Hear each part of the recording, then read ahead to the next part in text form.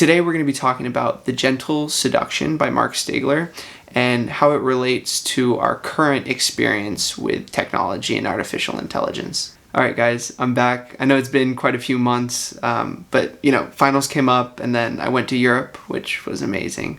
But once back, every day I procrastinated with some other activity, and it got to the point where the motivation required to make one video was the same motivation that was required to make that first video, and I just never got around to it. But here I am. I'm trying to be back. Once the school year comes, I'm going to try and be much more consistent. So here I actually have the cover for The Gentle Seduction, which was a book that was compiled of many different short stories.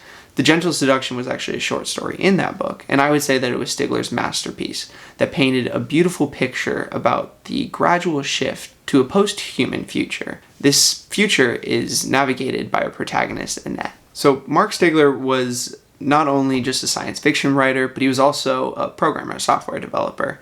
And his experience in his career as a software developer closely mirrors what he writes in his stories. In the 1990s, he had a lot of success with his cybersecurity business, which was on the forefront of new ideas in the cybersecurity industry. Therefore, he got to see firsthand a rapid evolution of technology. We've come a long way in the past 30 years since Stiegler was working in his industry, and what I'd like to talk about a lot going forward in this channel is where we actually have to go in, let's say, the next 30 years. Another person that I need to introduce before I dive deep into the story is Vernor Vinge.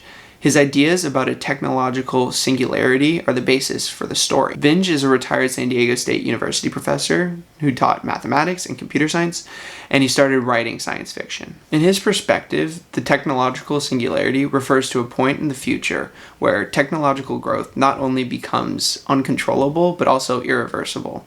This leads to unforeseen changes in the human condition. Vinge argues that we're approaching a point where humans will either create or evolve a post-human intelligence, surpassing our own cognitive abilities. This could be done primarily with artificial intelligence, but there's also a lot of different other technologies that we are seeing today that could be the cause of this. The primary implication of the singularity is that it's beyond our means to understand or predict. This means that once a superhuman intelligence exists, there's no way that we can understand the world in the same way that we currently do. Now back to The Gentle Seduction.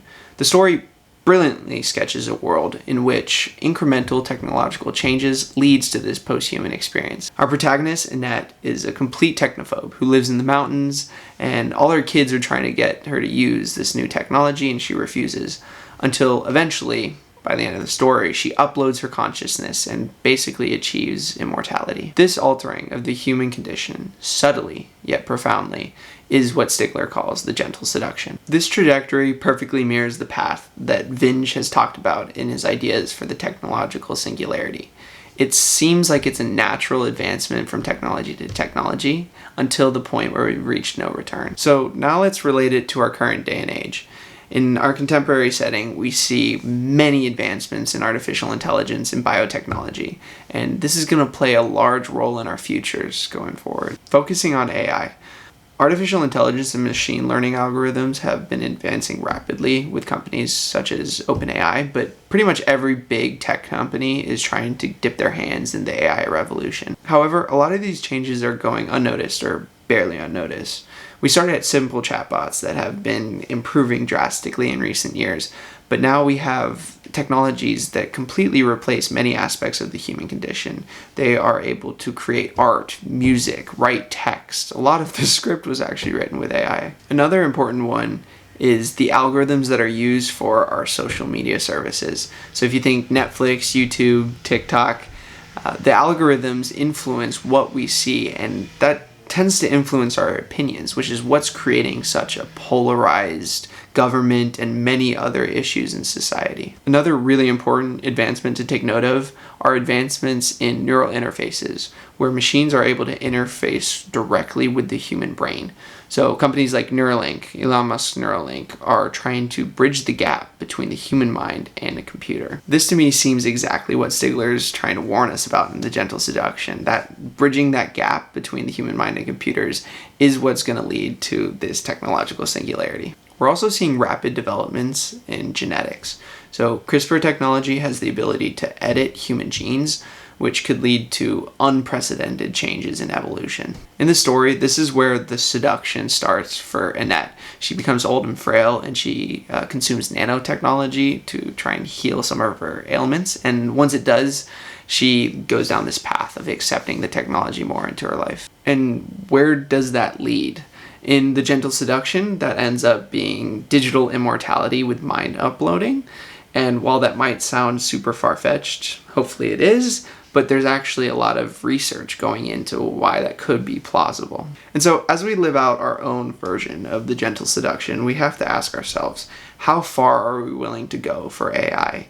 What are the ethical, societal, and personal implications of involving this technology so much into our lives? This is a lot of what I want to be talking about moving forward, is kind of the ethics of dumping all this money into AI research and trying to see how far this technology can go. Because it is getting to a point, with the alignment problem and different things like that, that it could be scary. It could reach this singularity.